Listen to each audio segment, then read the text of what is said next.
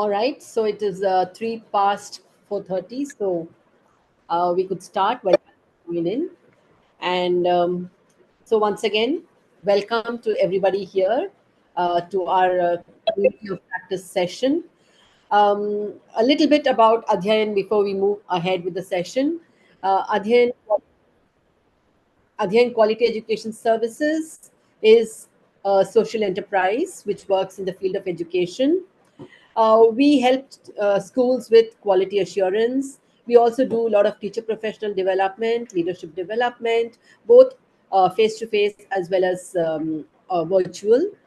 And this community of practice platform came into existence during the pandemic when schools went into an online mode, and a lot of schools across the country we saw were really grappling with this idea of how to get on to online, how to help teachers do online teaching and learning. And at the same time, we had some of our partner schools who are already into blended learning and were very well versed with technology and were able to immediately get into online teaching and learning. So the idea was to get these schools to come on to this platform to help all the other schools to easily transition into online teaching and learning. And so now it's more than 4.5 years, and the community of practice still exists. And slowly and steadily, it has only evolved. And the themes and the topics that we discuss on this platform are all which have come from the needs of educators. So today we have Meera Bhuvanesh with us, and we're going to again look to a very interesting topic, which is how can we have inquiry in our history classrooms. But before that, a little bit about Meera. Meera is a very accomplished educator. She teaches history for the secondary and higher secondary levels at Delhi Public School, Coimbatore. She is the lead teacher for history and political science for classes 9 and 10 in DPS schools, and also facilitates teacher training, providing scaffolding techniques for teachers, facilitating social sciences. For nearly 20 years, she's been facilitating the social sciences at an array of schools across the country and across different boards. She has also been a UNESCO Fellow for the year 2016-17, where she studied the Badaga community of the Nilgiris, their history, and a photo documentation of their unique festivals and the beliefs within the community about their history. She has also published articles in Teacher Plus and Progressive Teacher on history teaching, engaging classrooms, and pedagogy of social science teaching. And personally, I've been interacting with Meera over the past few months, for preparing for this session, and I can see the passion she has for teaching history and social sciences, especially history and political science. So today we are going to listen to her about what are some of her success stories in her history and political science classrooms. Over Meera, to you. Over to you. Thank you, Jayashree. Good afternoon, dear colleagues. It's wonderful to see a lot of you here.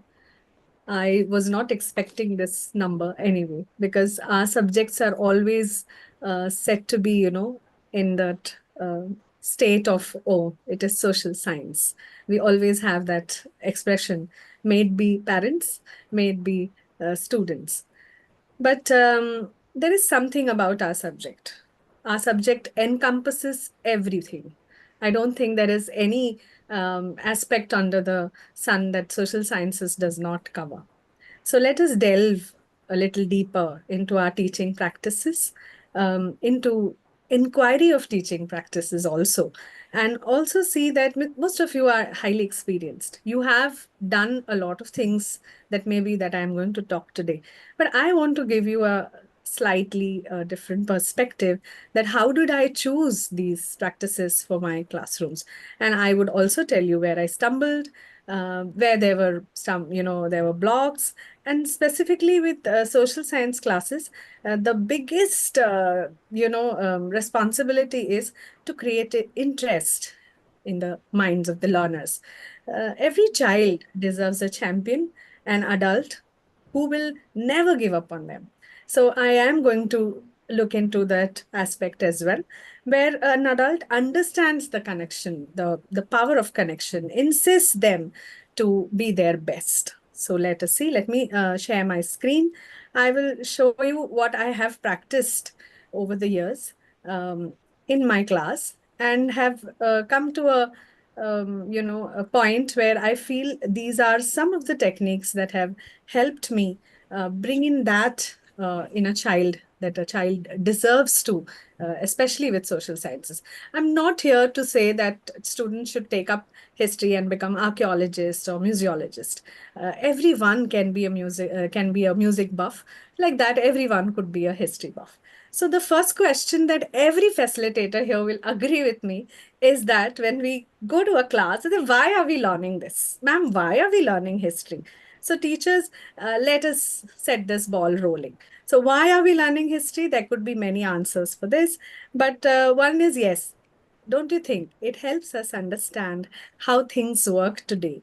And let it be anything today, you need to learn history. That's what I tell them. So they are like, why are you saying this? I said, if you want to be an architecture, you have a paper on Maratha forts, because you have to learn how Maratha forts are built.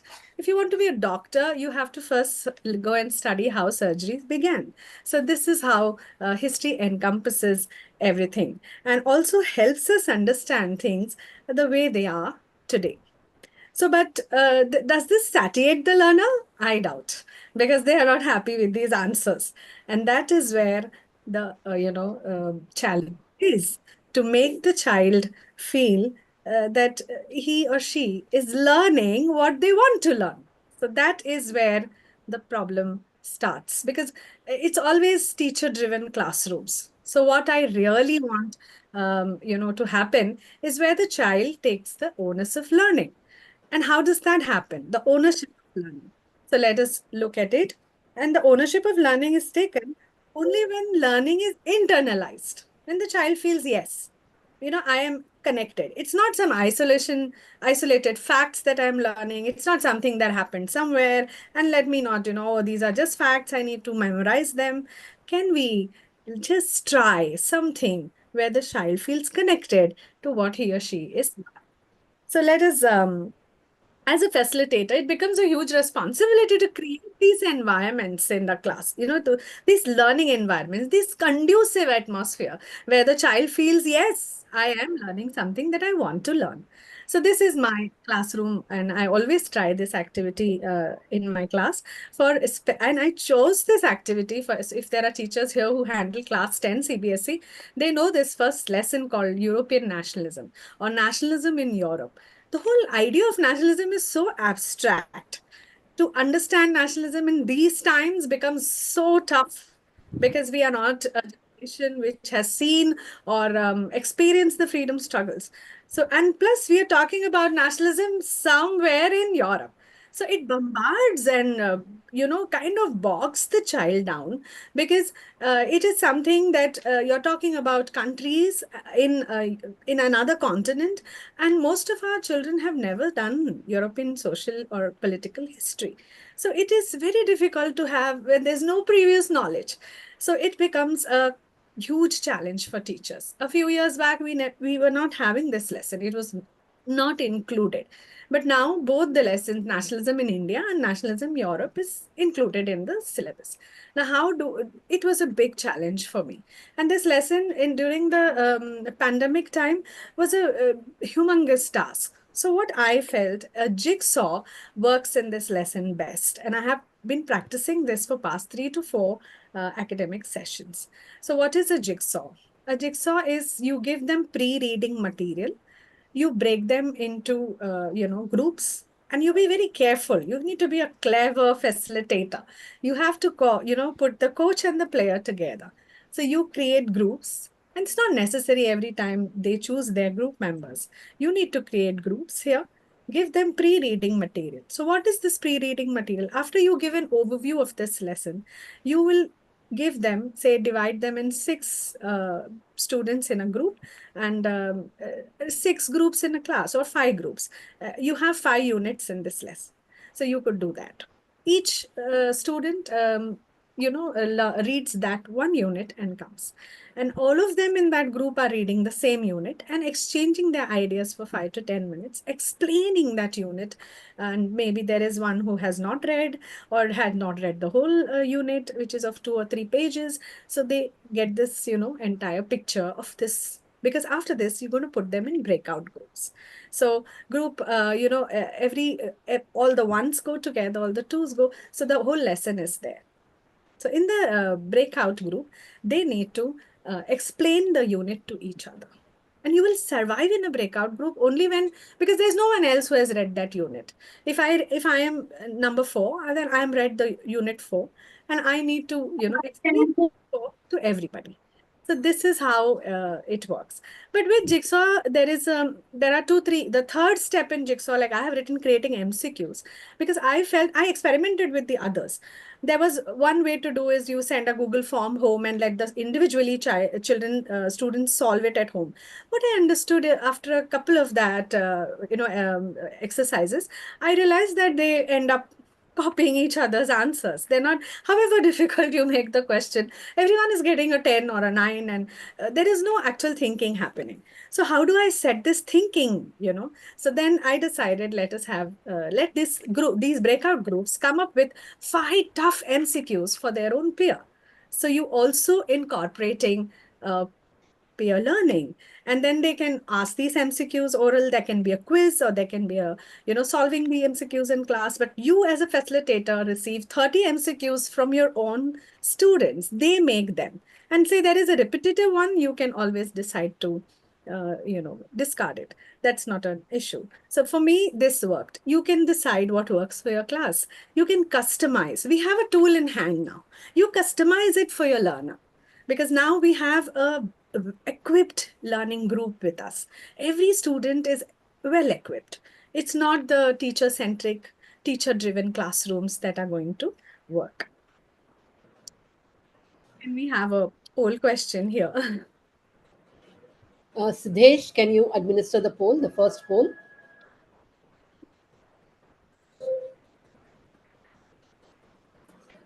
We'll be having a poll coming up on your screen, and you could choose multiple options. So, not just one option, you have the flexibility to choose more than one option, as many options as you feel. So, please go ahead.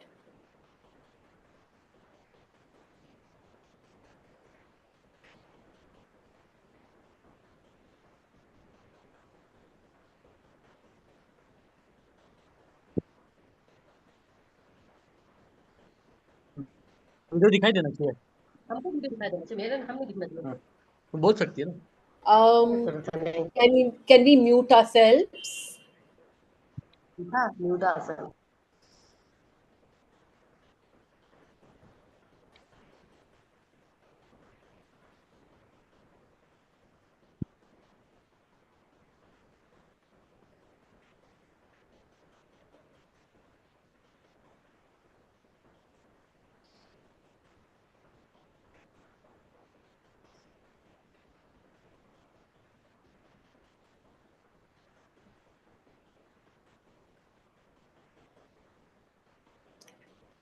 We'll just keep it for another 10 seconds and then we'll end the poll.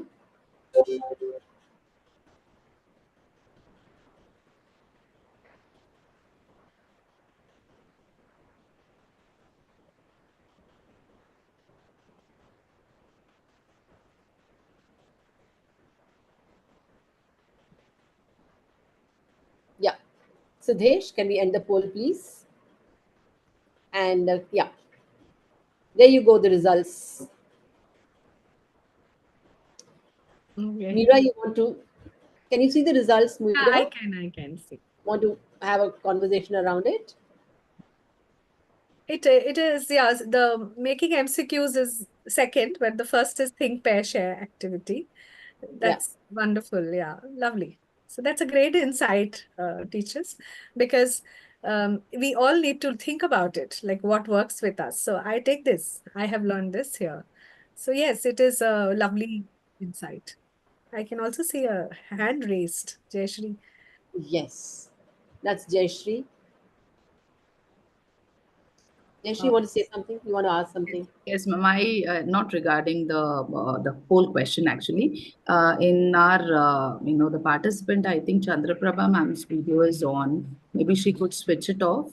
That would be Yeah. better. I think she wanted to switch There it. was Gyaneshwari Naik. I think you've switched off. I can see. Yeah, it'll be nice if we can keep our audio, mute ourselves, and it'll really be more smooth for us. Yeah. Yes, Mira, Mira, you can Yes, continue. so we continue. Thank you for that, teachers. We move ahead. So the historical inquiry, the question, what was the question that the students actually felt they should look at is one is what is a nation? So there's a huge discussion around what's the difference between a country and a nation? And how is a nation born? The whole aspect of idea of nation, how this idea of nation comes into mind, and what is this journey of becoming a nation to become a nation? So there are it is a journey from a subject to a citizen, from a country or a kingdom to a nation. So how did that happen? The whole lesson revolves around this. So students take up their discussions forward, and we keep giving analogs from our country also, because we also have a journey of becoming a nation. So this was my I feel this worked for me so well. Now we come to role plays, and all of you, I mean, this is the most exploited technique that teachers use. All of us do role plays, and I mean, it's one of the most interesting ones also. Children like to do role plays. But here, what I want to draw your attention is it's not just doing a role play. I'll tell you what's the difference. For many years, like Jayashree very kindly said, I'm for 20 years. Actually, for past so many years, I've been doing role play where I did a role play on Bloody Sunday incident of Russian Revolution for so many years. And I would be behind the students. Have you learned your lines? You become this. You are Father Gapin. You are this. You are that. But this time there was a shift, and that is why I want to share it with my community. And first is I put up a inquiry question in class, and I said, which historic character would you like to play and why? And how would you connect through a character to this topic? So, what was my topic? I was taking class 11 history, and we have a lesson on Roman history, ancient Roman history, and they've never done ancient Roman history before. And the NCRT delves into details of this. Now, sometimes I want to talk about this, the NCRT textbooks, like for example, the European nationalism that I mentioned, it has an inherent, I wouldn't say flaw, but an inherent challenge in the content with that lesson, the previous lesson that I was talking, because every time it hops from one country to another without a flow, without a connect, without a storyline.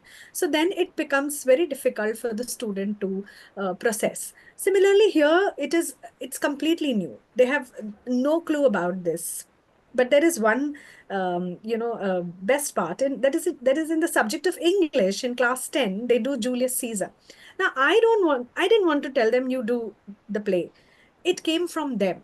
They wanted to do the play of Julius Caesar, rant in archaic English, and that was really wonderful when it came from them, because we worked through the costumes. They went ahead and managed. We didn't buy anything. They managed to gather things from home. They got creative with the space, with their they wanted to come up with this, and it gave opportunity to so many of them.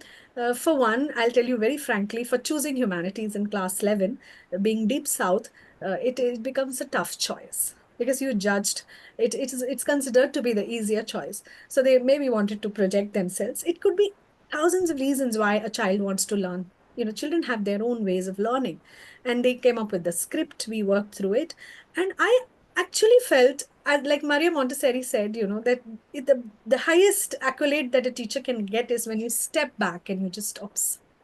You just see the child doing. And that is where I felt that for a moment of second, I felt, oh, it's driven by them. I'm not doing anything. And that was so rewarding. And here comes, how does this help? Like every time Jayashree mentored me, she said, how does this help? Why do you think you're taking this technique? So it acquainted them with the period language. I had students in class who had so much of hesitation, apprehension towards maybe oration or talking on the mic. They were able to do that. like I said, they got creative with the costume, and we didn't order anything, we didn't buy anything. We managed with, the dupattas of their mothers at home. So it was wonderful when it comes from them. They could comprehend the entire, situation, the nexus between the Roman army, the Senate, and the royal family. So they were able to get that because the whole lesson revolves around all this. Now, me going, standing in a class and going on ranting on this, I don't know how many would have got it right. I really doubt. And the correlation of subjects, it really helps. Role play helps to correlate with so many other, aspects of learning, which because they could choose Julius Caesar because they did that in the English class. And my colleague in the school with the English teacher, she said, "Oh, I could have done this, isn't it?" I said, "No, you shouldn't have done this. The students should have done this." And that's how it works best. And then I would come to seminar. But here I want to break the idea of seminars. You can always stop me, teachers, if you have any question to ask, and you can always say. But I'm moving to this technique because I'll tell you, it is not usual seminar. The minute we say seminar, it's like one child getting up, just reading through what he or she has researched. Here, what I did is there's a lesson in class 10 called Political Parties, and the lesson discusses the 6 national parties and just lists down the other state and regional parties and doesn't give much information on that. Here, one thing I did is I gave them a choice to choose their partner. So there were two always, and they had to decide how they want to present. So you can see some want to do it like a, interview. Some wanted to do it like, say, for example, a discussion between two politicians. Some wanted to do like an interview and like a television interview, a news channel interview. Some wanted to do like a news read-up. And this I have extended to another, I will connect this to the another activity. But how does this help? This helps because there is integration of microscopic details. Now, if you look at this, they don't use any politician's name, even if they are fond of them or they know they follow them. They don't use it. That was one rule. But they try to kind of bring in their aspect. So that was one. Microscopic details. They acknowledge and also. Isn't it that every facilitator thinks that the child should get introduced to the joy of learning, not learning for exams? Now, that is the last thing that we could have it, because when they're just learning for exams, the actual learning never takes place. So that is one thing. And yes, the peer learning, the coach and player, you can always, sometimes some students are left out. I'll tell you, these are the challenges. There would be one student who would say, I would want to do it alone. But here it's better that they pair up with somebody. You can help them. And it is a scaffolding technique because you are letting the child explore various skills. It's not always about learning and writing it. They are presenting it. They're presenting it in different ways. So I don't know what I could call this. Maybe doesn't fit into the traditional seminar, guideline. But then yes, it really helped. But I've evolved over the years. Now I come to something very new, which I'm trying in my class, and that is the slow watch. The slow watch is when you, this was one of the seminar presentations, and they volunteered to give a set of questions, and I added on a set of questions to their questions. They wanted the audience to attempt and solve these questions. So we work together. So it is a teacher and a student collaboration. And what do you do in this is it's a peer assessment. So you're just going to observe. Sometimes with our so much of busy schedules and our syllabus and deadlines and assessments, we actually don't watch our children. This comes from the art history or the museum culture, this technique where you watch an artifact or you watch a particular object on display. So here this is entering into education recently, and I felt I had read an article on this, that it's very important for a facilitator or a teacher to observe her children very carefully in different perspectives. So here you're not going to pitch in too much. Our problem is we spoon feed actually and pitch in too much into the learning process. We need to kind of hold ourselves.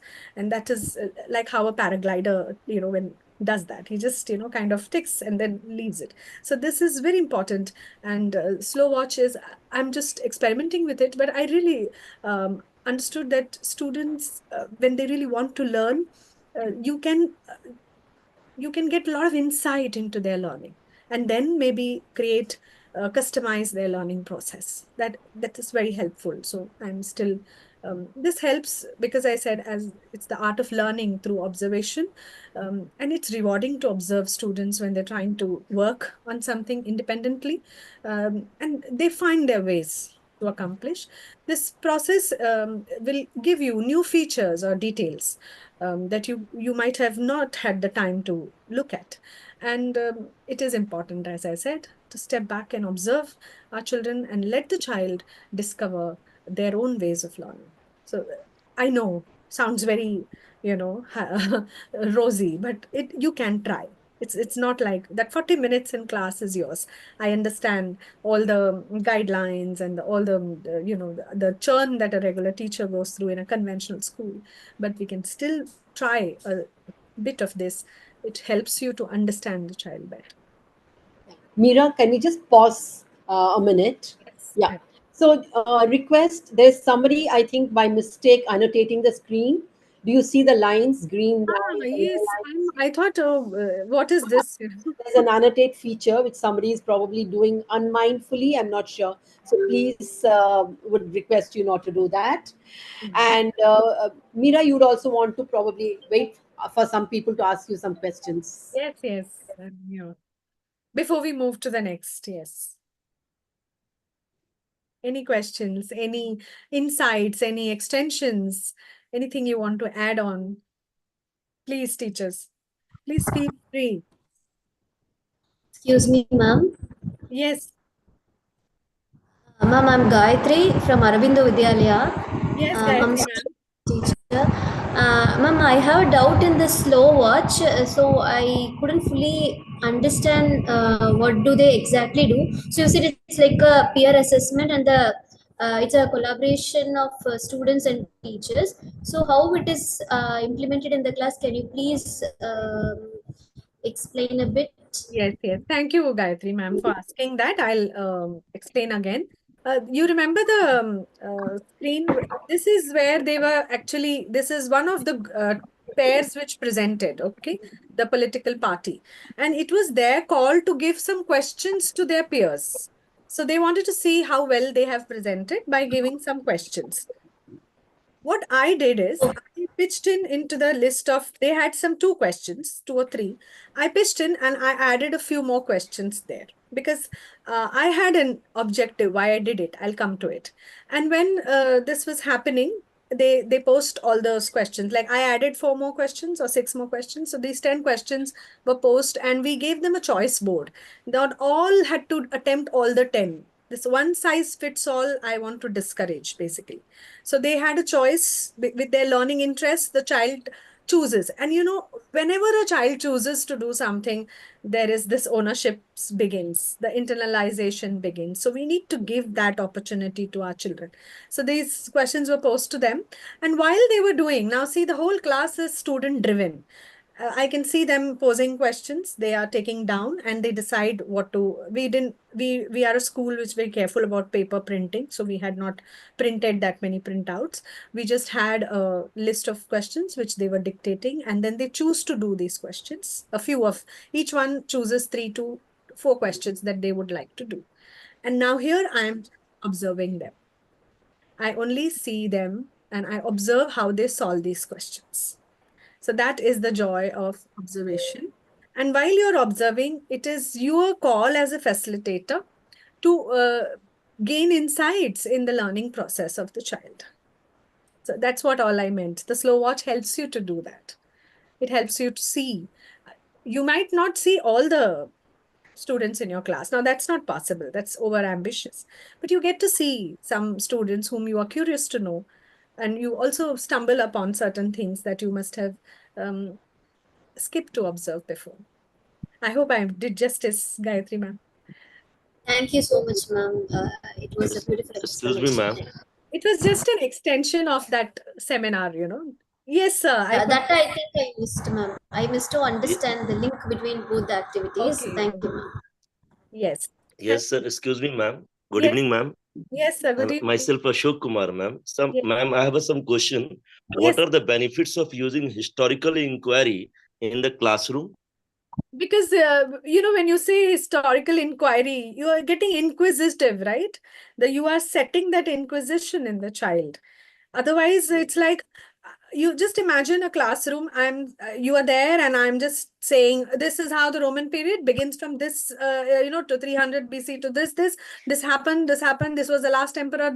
So what are you doing? You're being teacher driven, and then the child is like, okay, she's telling me something. I need to learn this. I need to memorize this. So where is the inquiry happening? So inquiry is when you set into the child to start questioning. That's very important that they question. So these questions that I put, the single questions on slides that questions have sometimes come from the child. The child has Yeah, asked this question in the class. yeah, That benefits, don't you think, when they question? yeah, ma'am. I don't know. Ma'am, one Yes, thing here, ma'am, this way also we can do that, ma'am. Like understand that the history is not simply collection of facts is here. yes, I'm And coming to that. History is a lot about memorization of facts. It's not just about, discussions, and it's not about opinions. So I am going to come to that. And sometimes we have children who need, stepping stones. We're going to do that. yeah, ma'am.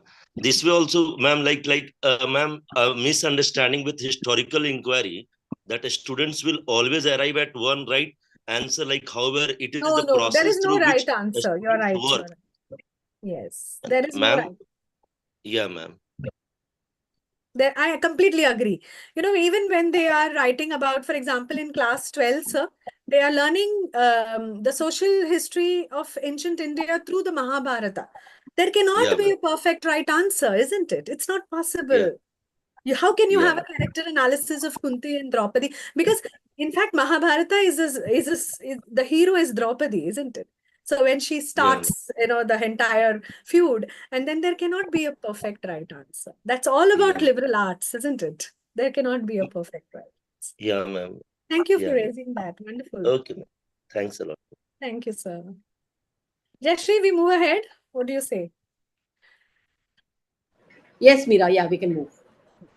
So teachers, let's go to look at this. So these were some questions that I added. The students have added the first two, and the second one was like state the merits and demerits of party systems. I put it a little creative. I have students in class who don't like to write paragraphs, sadly, but in a conventional setup they should. So I decided let them have a flowchart where they, write about party systems, one party, dual party, or two-party, multi-party system, and then they make a flow chart on it, talk about the merits, demerits of all, and it is also connects with their previous knowledge. In class 9, they learn about what is democracy, how a country is called a democratic country. Just because it conducts elections, can we call China democratic? So we can get into those kind of thought processes. And then, yes, I have a group of wonderful artists in class. In this case, they like to maybe put a caricature. They don't want to make a flow chart, so it was a choice. They have to choose any set of it. But yes, here I'm also taking into consideration inclusiveness. I'm taking into consideration learning interests of the students, because it's not like everyone write this answer. But that's what finally you would say the summative assessments are like that. You have a midterm in school and an annual exam and a board exam, which is going to be that way. But why not the formatives in class? While we are learning, why can't we instill the joy of learning, assessment of learning rather than learning for assessment? So this I really want to promote. It's very important. Just like Ashok sir just mentioned about memory, I had a student a few years back in my class, and she had a slight learning struggle. I wouldn't say a disability, but for her, memorization was a big task. I mean, it was daunting for her. It used to bog her down. And then I had to really think deep, because when it comes to class 12 history and there's a lesson on framing of the Constitution, you are expected to know the entire timeline of the making of the Constitution. It can be daunting to an adult also, but imagine for a 16-year-old. So then, is anybody asking me anything? Okay. I don't think nobody. Okay. So we did this card game. It is tied with a string, if you can see a little closely. And from the forming of the Constituent Assembly to 26 November 1946, when the Constitution was ready and waited for 2 months for the Republic Day. So we did that, and we worked together. I worked with her, and it really helped because this was a scaffolding tool for her. She would always keep it in her pouch, and she would present it in the class. And over a time, because for her it takes time, and we had moved on to the other lessons, but by the end of the term she was able to remember important facts. So you can decide what suits your child, your student, and also you could work with them to see what helps you. They can come up with ideas. For her, this was the one thing that I remember, and I have a picture of it. She also gave it to me as a teaching aid when she left. So that was, it was a great thing. I still have it in my cupboard, and I use it and I have to refer to it. So it's an entire timeline of making of the Constitution made by the student. So this is one card game. She would skip a, important event, and then she would ask her peer. That's what she's doing. This is a game. Yeah.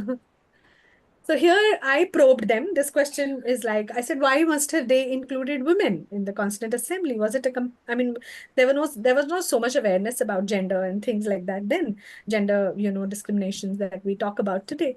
So why must have they included? What was the farsightedness of so the Constitutional Assembly debates and their importance? I agree that the members were not elected by a direct vote and all that, but still that effort of including everybody in the assembly and putting the child through this understanding is very important. So the farsightedness of our, makers of the Constitution. So this was one probing question. Can we have a poll question? Siddesh, can you do the poll? Meera, while Yes, the poll ma'am. is coming up, can you kind of try and see the annotate thing? Can you clear the annotate? I'm just wondering. There should be an annotate option in your. Just click on annotate and say clear. Okay. On the Zoom screen. Okay, I should go back to that.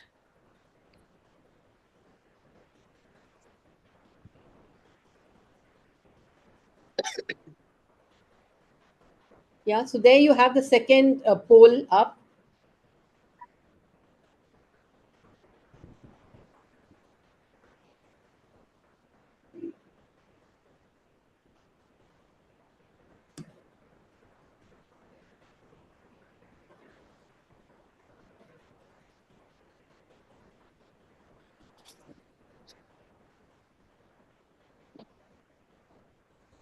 Can't find this annotate option. Okay, it's okay, leave it. Yeah. Yeah, it's okay. Only I could do it, is it? Yeah, because you're sharing the screen. It's all right, doesn't matter. I have design on the screen.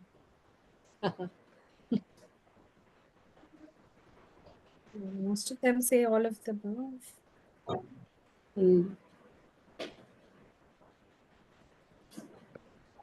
Ma'am, in the toolbar, this option was the annotation option.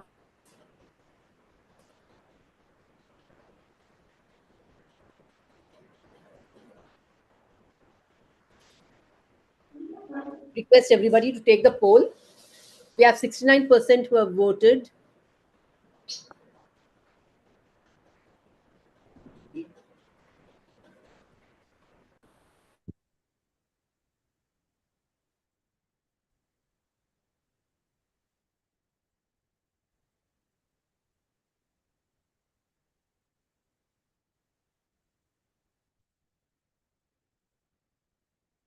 We'll wait for 10 seconds more and we'll end the poll.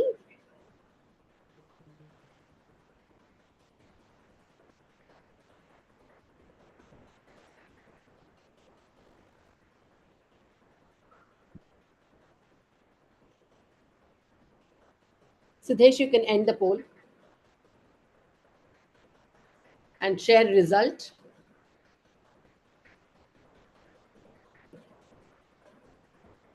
Meera, you want to talk about the result? Yeah, all of the above is expected one, but I can see there's a divided view. Yeah. Learning the Can we concept. ask why learn? I can see learning timeline. Very few people. It's just 12% who have voted for that. 36 for learning the concepts, Yeah. 12 for the keywords, and 52 say all of the above. Yes. Any insight, teachers, like why not the timeline?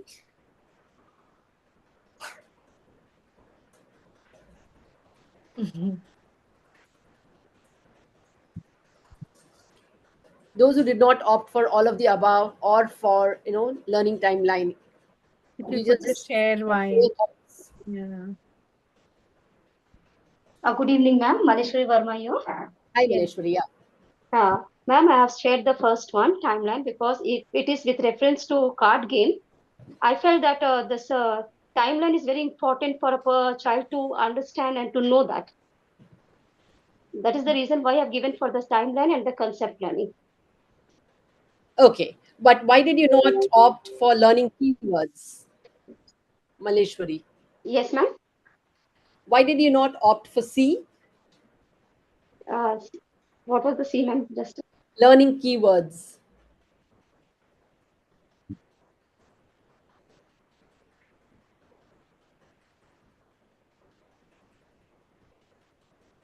Anybody else? Ah,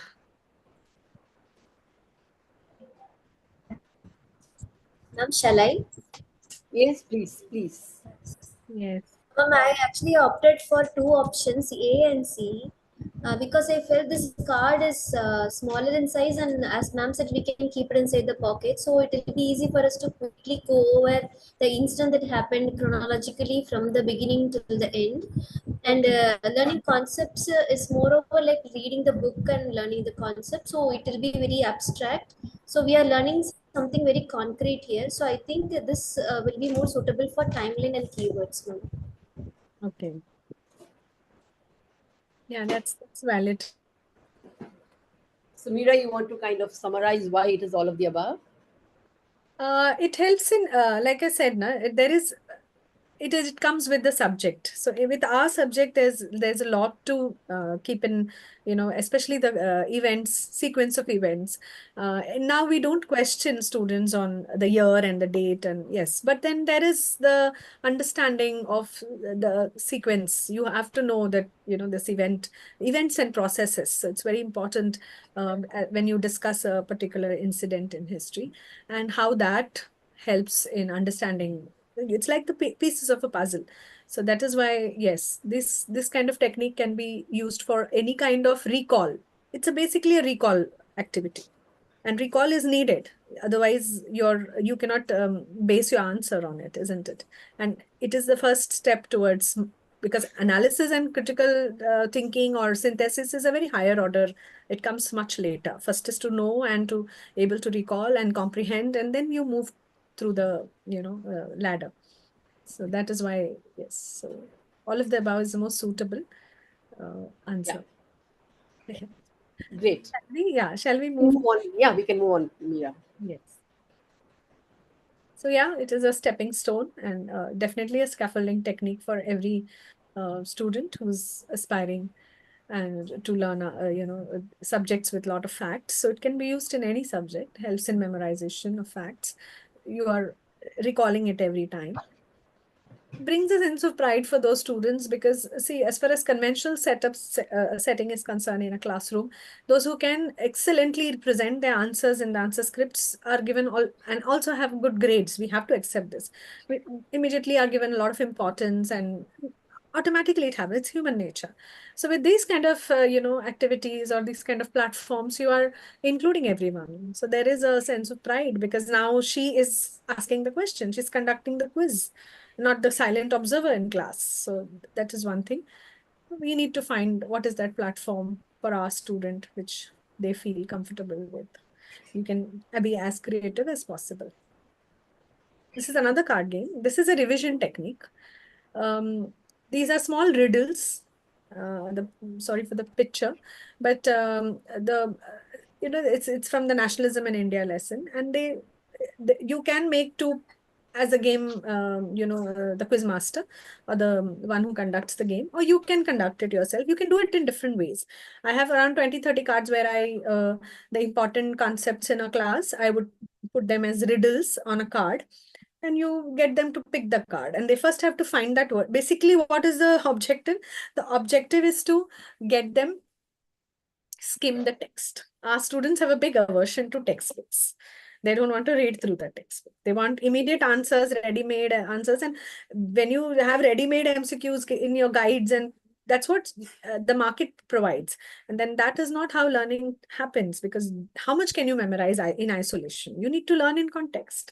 So this helps in skimming the text, this card game, but it's a revision technique. It's not a learning process. After the lesson is done and you want to revise this lesson, say just before the final summative assessment, this helps a lot.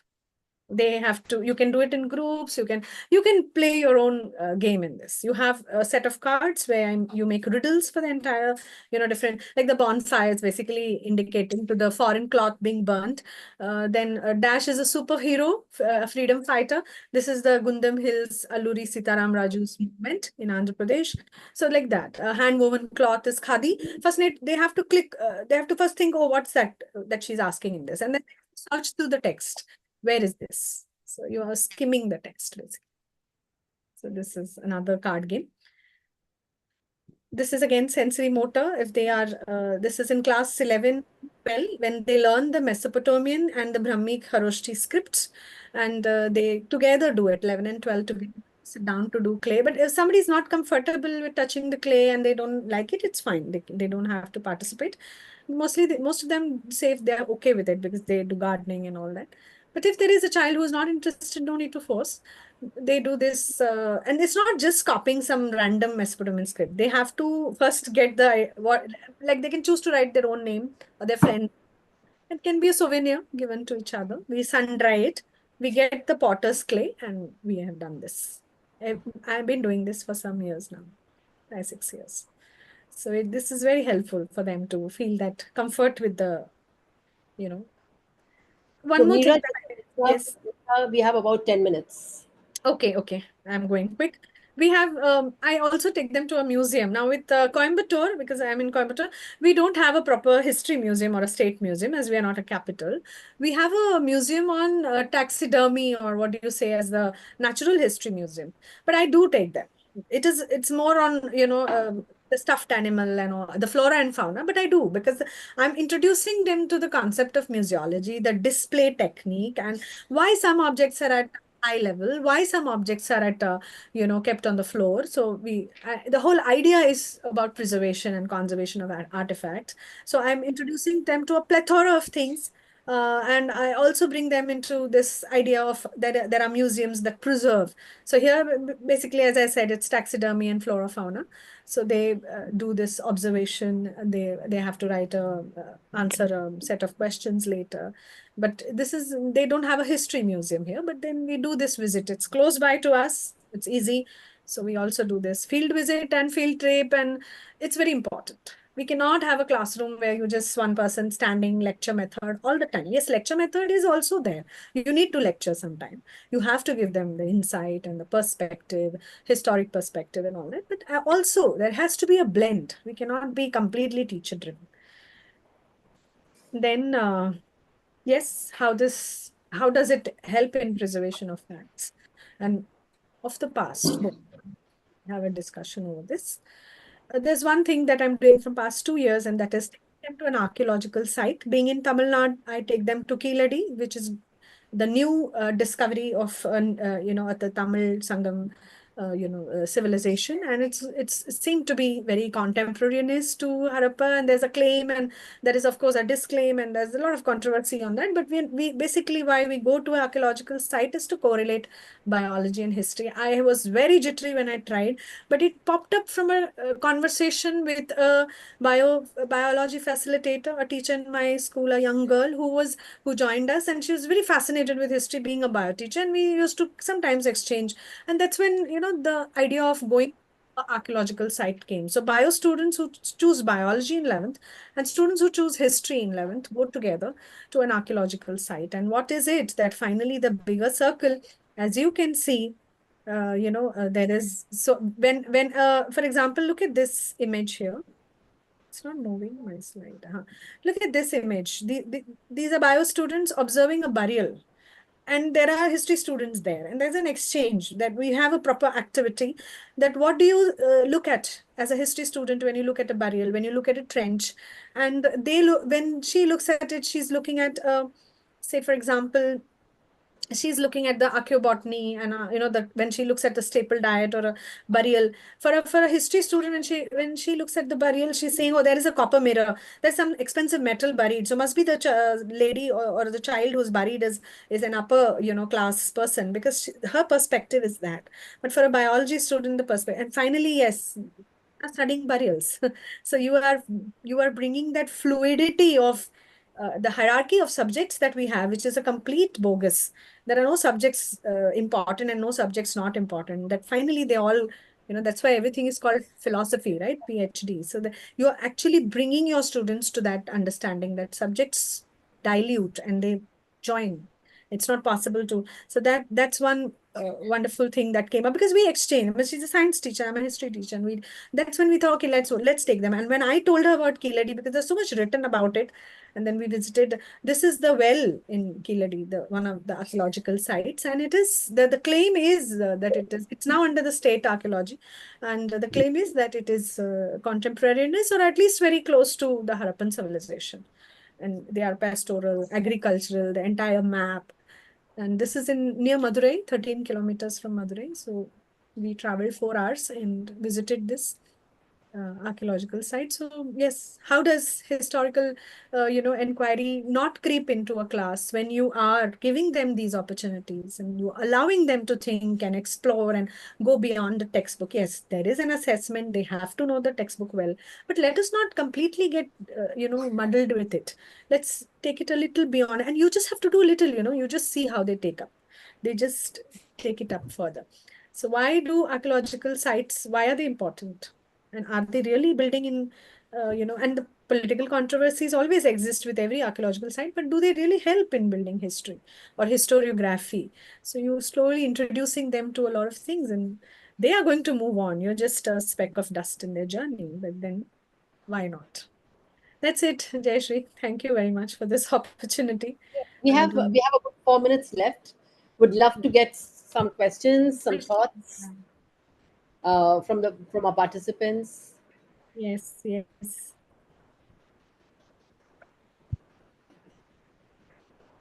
Yes, teachers. Any question, anything, any extension, any idea that.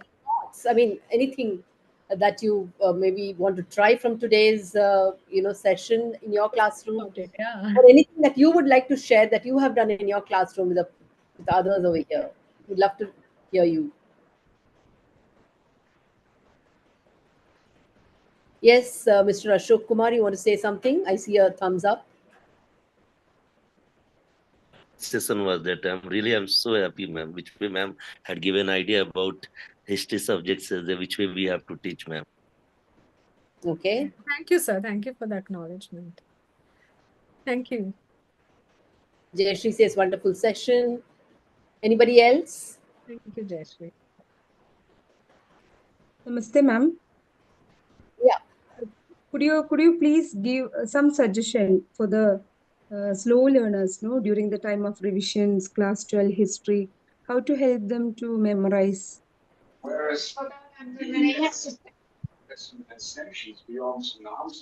Ma'am? Yes, Binny, ma'am, right? Yes. Yes. Now you could, you could make small bookmarks with, important facts on it, because I wouldn't say slow learner, but then the thing is that some can memorize fast, some cannot. Each of our brains are twined differently. So just that we need to work with them. What will help the child recall, right? The whole idea is recalling. Our CBSE exams till class 10 and 12 are basically about memorization, recalling, and consistent working. It's not about intelligence or all that. Okay, that can be said for a competitive exam, but not for these. But still, I would say you sit with them. You say what help. Maybe small graphic organizers next to the lesson, near the paragraph that you're teaching. Say sometimes colonialism and countryside, a very complex lesson about, East India Company and its laws. Make small graphic organizers near the content. Let the child get the cue. Let him or her write the cues around when you're explaining. So that is what will work. Meticulous effort will work, definitely. There are so many ways you could do it. Show them a movie, Satyajit Ray's movie, when he talks about Andul Raj Palace and how the zamindars played tricks when they didn't want their auctions to happen. You can show clippings from that, create that, curiosity in them. It'll really help. Try it. Thank you, ma'am. Thank you. So Yes. we have 2 more minutes, and I request Siddesh, Yeah, I would. our backend Hello. person, to share the link. Yes, please, please. Yes. Please, yes, Yeah, ma'am. I'm Dipali. And I'm very, very thankful to Meera for such a beautiful session. Thank you. Um, uh, I would like to add that, even though children are now the level of children you were talking about, senior children, even there, I think storytelling is also a very good technique that helps. Technique, Yeah, yes.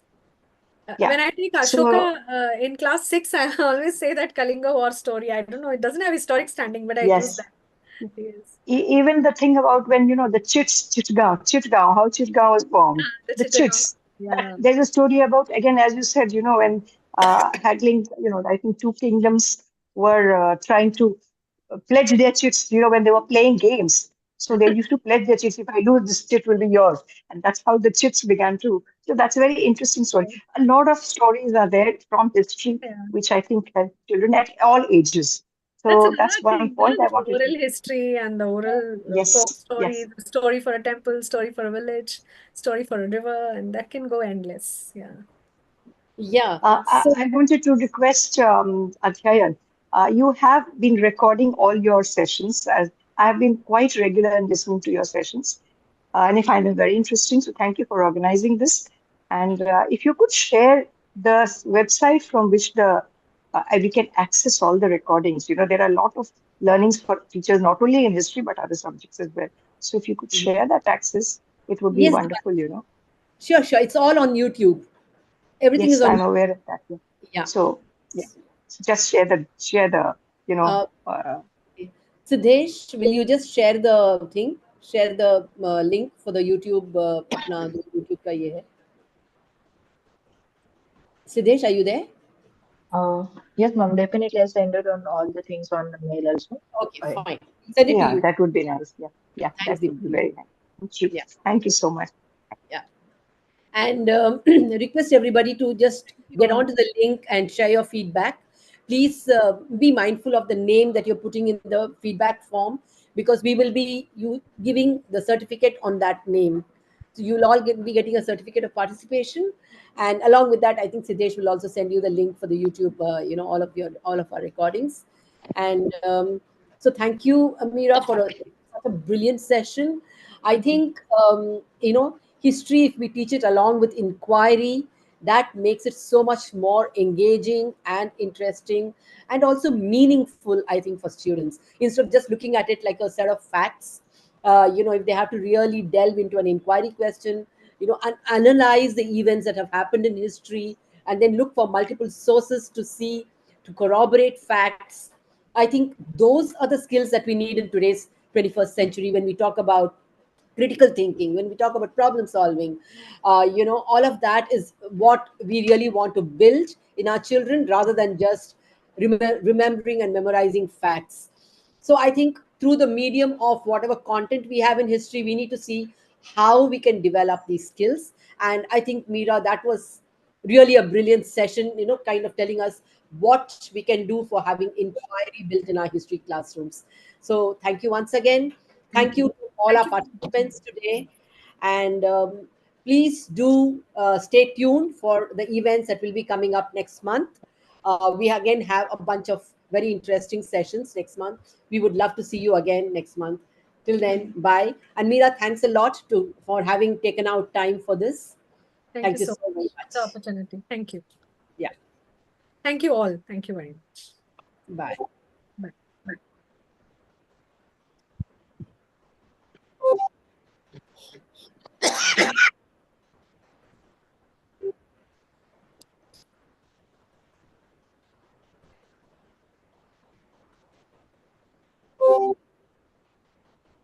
Gayatri ma'am, still there?